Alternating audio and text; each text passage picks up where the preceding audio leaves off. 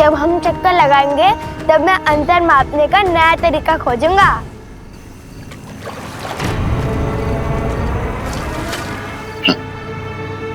कितने अबोध है ये दोनों बालक। पुनः आश्रम नहीं पहुंचेंगे तो माता को तो ढूंढने बाहर आना ही होगा।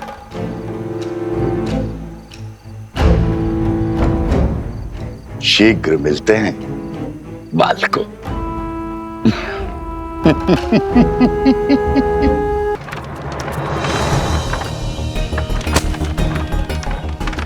कुम्हार जी, हमें इन सब के बदले में घड़े चाहिए। हाँ हाँ, शीघ्र दीजिए। आश्रम के सभी मटके फूट चुके हैं। वो तो ठीक है, परंतु ऐसा हुआ क्या?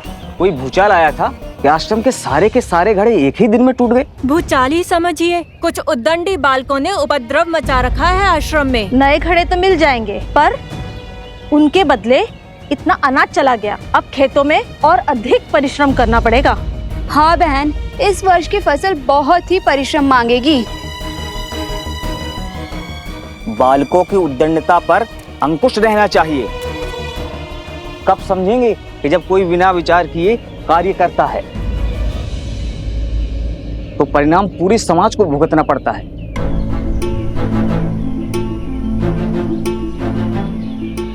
भूल हो गई, आश्रम की बड़ी हानि हो गई। अब सबको आश्रम में हमारे कारण और परिश्रम करना होगा। हमें भी तो नदी तक जाना है और पूरी रात्रि जल भरना होगा। मुझे हमारे परिश्रम की चिंता नहीं है, वो तो हम कर ही लेंगे। मुझे चिंता है माता की, हमने उनका मन दुखाया है।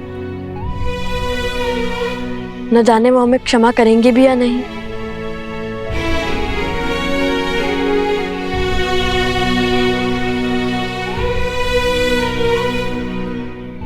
नन्हे बालक हैं, आश्रम के बाहर कैसे जाएंगे? उद्दंडता की है तो दंड तो भुगतना ही पड़ेगा। आश्रम की सीमा को लांघकर घनघोर जंगल में जाना पड़ेगा।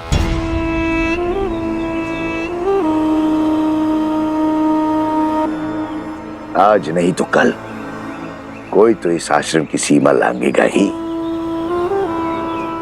और उसे सीढ़ी बनाकर मैं पहुंचूंगा सीता तक।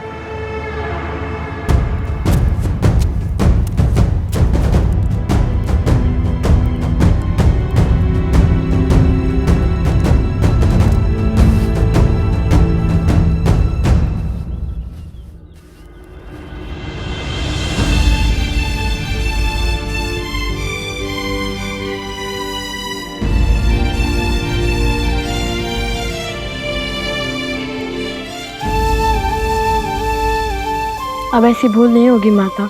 हमें आशीर्वाद दे कि हम अपना प्रायश्चित पूर्ण कर सके।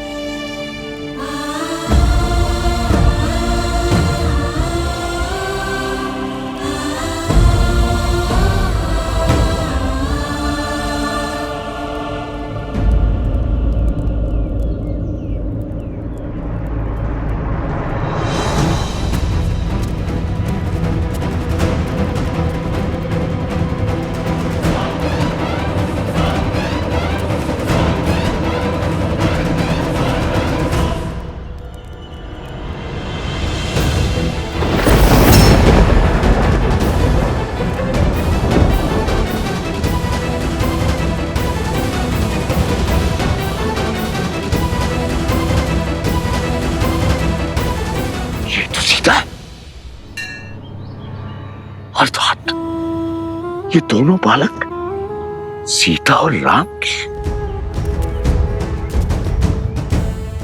अद्भुत, अद्भुत।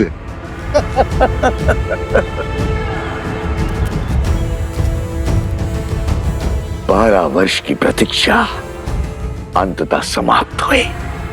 आज सीता भी मिल गई और राम को परास्त करने का अस्त्र भी। अब आएगा आनंद। राम राज्य की नींव को राम का ही बीज बिखेरेगा। इसे कहते हैं प्रहार। हाथ भी राम की और गाल भी राम का।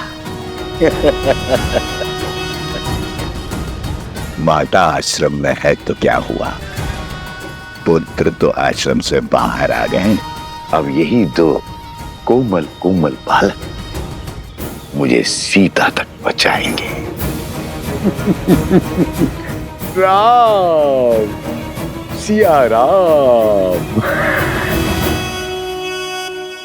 परंतु भ्राता, जैसे दोषी हम हैं, वैसे दोष धनुष और बाण का भी तो है। 3 मटके को फोड़ने को कहा था, उसने तो सारे आश्रम को जलमग्न कर दिया। धनुष और बाण साधन है कुश, और साधन में बुद्धि नहीं होती। लक्ष्य प्राप्ति के लिए बल और बुद्धि साधक का होता है, इसलिए बुद्धि का उपयोग मनुष्य को ही करना होता है। वाह वाह, ज्ञानी हो भैया। ज्ञानी नहीं, माँ ज्ञानी हूँ। यदि माँ ज्ञानी हो तो अपनी बुद्धि का प्रयोग पहले क्यों नहीं किया? सारे मटके तोड़ दो बोल दिया। क्योंकि हमारा मार्गदर्शन राम नाम ने किया था कि लक्ष्य कैसे साधें, और लक्ष्य साधने के लिए शक्ति उतनी ही लगनी चाहिए जितनी उसकी आवश्यकता हो। और यही सीख श्री राम का नाम लिखे बाण ने हमें बाद में दी है। मार्ग तो वो बताते हैं, हम तो केवल अनुभव से सीखते हैं। मैं भी अनुभव से बोल रहा हूँ भैया। भूल हो गई, अब नहीं बोलूंगा। दंड मिलता है मेरे बोलने से। माता ने हमें दंड कष्ट देने के लिए नहीं, ज्ञान देने के लिए दिया है, ताकि हमारी बुद्धि का विकास हो सके। अब देखो, जो बात मैं सुनकर समझता हूँ वो बात तुम दंड पाकर ही समझते हो। महाज्ञानी हैं आप, मैं क्या समझूंगा? मैं तो आपका बस एक शस्त्र हूँ। संधान तो आपके मन से होता है। बाण चलाने में भले ही तुमसे आगे हूँ, किंतु बातों में तुम्हें कोई नहीं पकड़ सकता।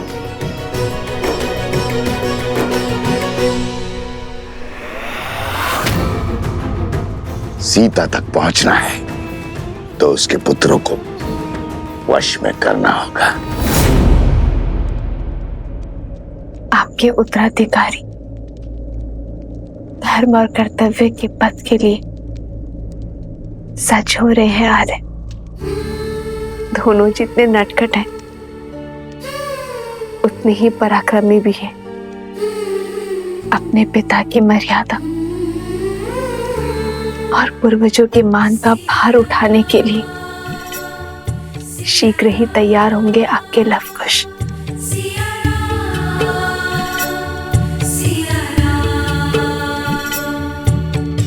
दोनों एक हैं, बस यही सच है।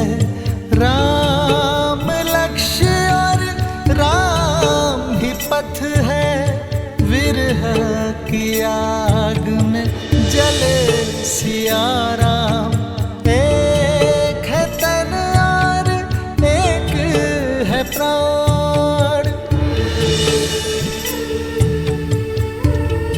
इस रात को एक सक्षम राजा ही नहीं, सर्वश्रेष्ठ उत्तराधिकारी भी चाहिए। क्या दे पाओगे अयोध्या राज को उसकी महारानी?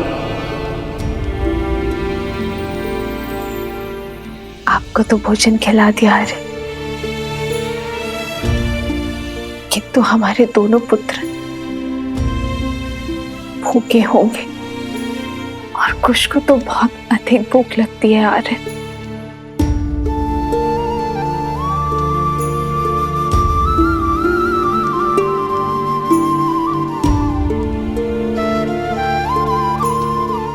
माना संतान की दिशा और दशा माता की कठोरता निर्धारित करती है, किंतु फिर भी उन्हें इस समय वन में भेजना उचित नहीं था। वन देवी, वन पशुओं से भरा है, उस पे असुरी शक्तियां। लवनासुर अवश्य मर चुका है, परंतु अभी भी असुरी शक्तियां आश्रम के चारों ओर मंडरा रही है, अवसर की प्रतीक्षा में।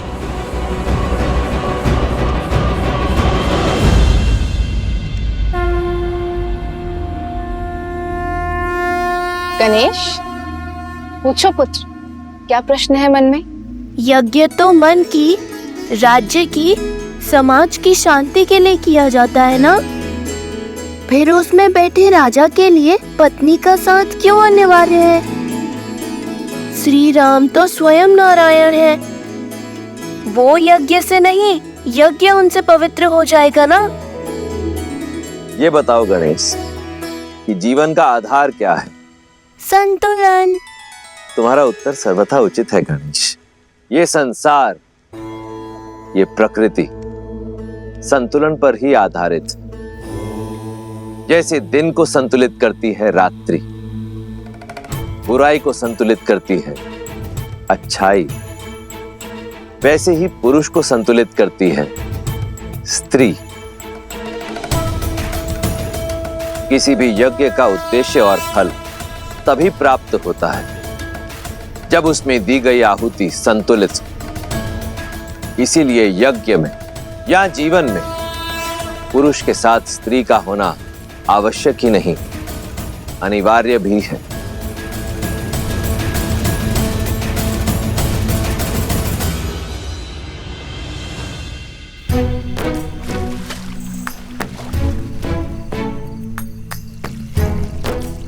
ये क्या कर रहे हो कुश? छोटे से बड़े में क्यों डाल रहे हो? समय व्यर्थ कर रहे हो। समय व्यर्थ नहीं भैया, जल की मात्रा की गिनती का माप बना रहा हूँ। माप है तो सही। चट्टान, सिर, पाँव, मुंड। नया माप भ्राता, नया माप। नया माप का समय है और ना ही उसकी आवश्यकता। तुम समय व्यर्थ कर रहे हो। पात्र भरो। हम यहाँ दंड स्वरूप आए, जल क्रीड़ा करने नहीं। क्या भैया, दंड तो पूरा कर रहे हैं ना। अब ऐसा भी बंधन नहीं था कि दंड भोगते भोगते थोड़ा सा आनंद और अभ्यास भी ना किया जाए। अभ्यास ठीक है, परंतु आनंद करने में यदि समय व्यर्थ करोगे तो कैसे होगा? अभी हमें सरोवर से आश्रम के कितने चक्कर लगाने हैं।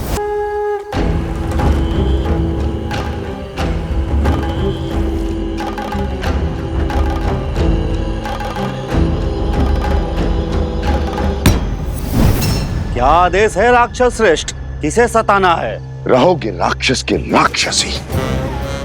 कभी तो पुण्य का काम किया करो। यहाँ दो सुंदर, कोमल, अबोध बालक आए हैं और थके हुए भी हैं। उन्हें अपनी शक्ति से निंद्रा दे रहा हूं।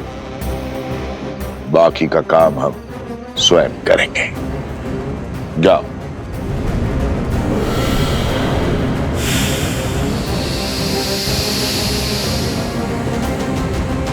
पच्चीस, 26,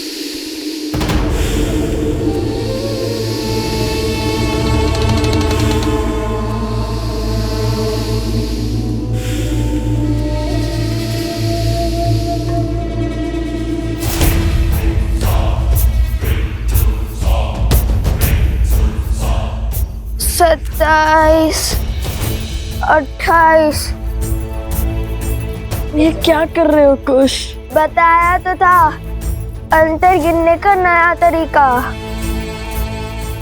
पहले भूख, अब ये निद्रा।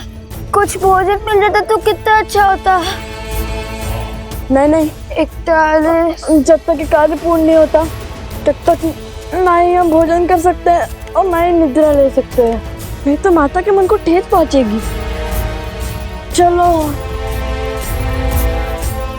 मैं तुम्हें वो प्रसंग सुनाता हूँ जिसे सुनकर तुम्हें सदा हंसी आती है कि कैसे हनुमान जी ने अपनी पूंछ से लंका में आग लगाई थी।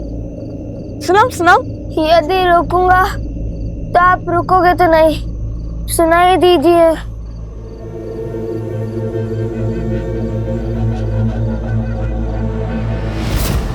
कुछ संभाल के चलो।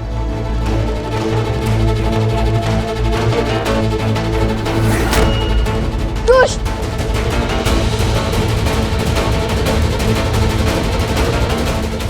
बस अब ये बड़ा बालक भी सो जाए। कुछ जागो, ये सोने का समय नहीं है।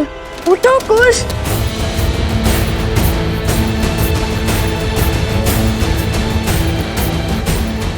कुछ जागो, कुछ।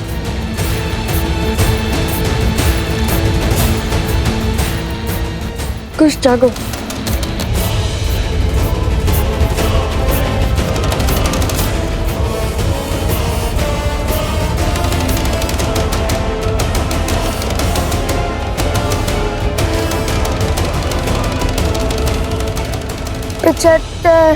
गिनती बोलने की जगह श्री राम का नाम लो, भूख भी मिट जाएगी और निद्रा भी। चलो बोलो राम। श्री राम। 75 श्री राम, 76 श्री राम, केवल श्री राम, केवल श्री राम, केवल श्री राम, केवल श्री राम, श्री राम, श्री राम, श्री राम, श्री राम, श्री राम, श्री राम, श्री राम, श्री राम, श्री राम, श्री राम। और ये राम का नाम क्यों हर बार मेरे आड़े आता है? सारा परिश्रम व्यर्थ कर दिया। ये थी तुम्हारी शक्ति, बढ़ाओ अपनी शक्ति। अगर ये दोनों नहीं सोए ना तो मैं तुम सबको सदा सदा के लिए सुला दूंगा। जाओ। राम राम राम राम राम राम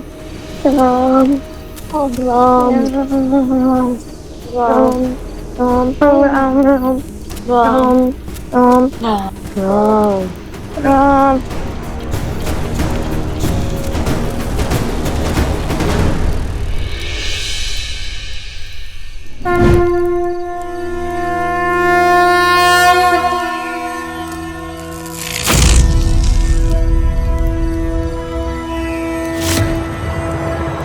अरे ये कैसा चमत्कार है?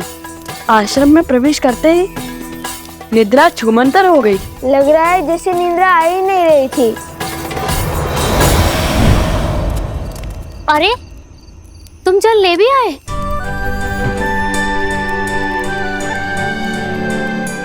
लाओ लाओ, हमें दो।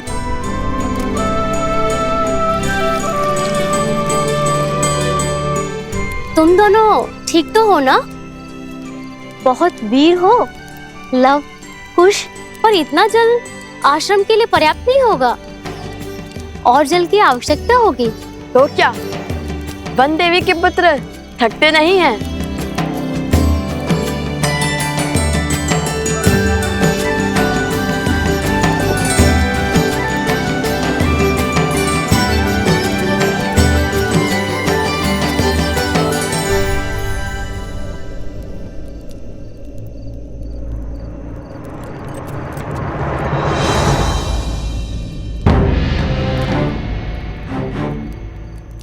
ये कैसा चमत्कार है? आश्रम की सीमा के बाहर निकलते ही निद्रा आने लगती है और भीतर आते ही निद्रा छूमंतर हो जाती है। बात तो उचित है भैया, लेकिन अब क्या करें? केवल श्री राम का नाम लेते हुए आगे बढ़ते रहे क्या? नहीं नहीं, हम राम भक्त हैं। हम वो करेंगे जो श्री राम करते, अपने ज्ञान और अपनी बुद्धि का प्रयोग। और मेरे ज्ञान के अनुसार ये कोई असुरी माया है जो आश्रम के भीतर प्रवेश नहीं कर पा रही।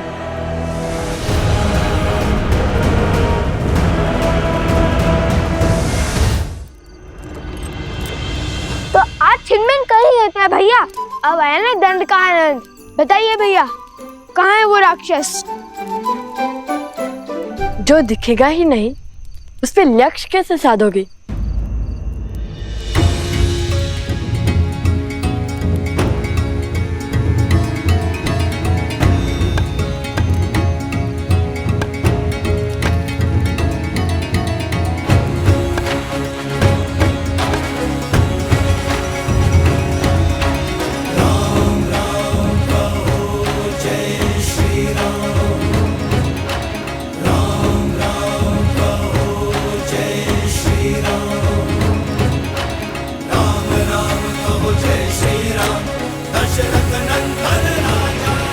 अब समझा, गुरुदेव ने एक बार बताया था, घाट के पात्र में 5 वेदों का वास होता है और उस पे श्री राम का नाम तो और पवित्र और सशक्त बना देगा।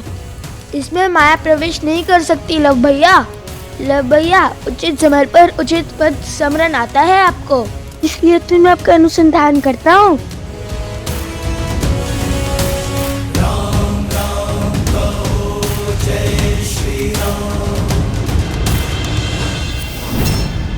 एक और अवसर है तुम्हारे पास, लगा दो अपना सारा बल, पात्र में प्रवेश करो और निंद्रा धोने। आप तो जानते हैं ना, राक्षसी माया बट पात्र में प्रवेश नहीं कर पाती, और प्रयास भी करे तो असंभव है, क्योंकि उन पे राम का नाम लिखा है। राम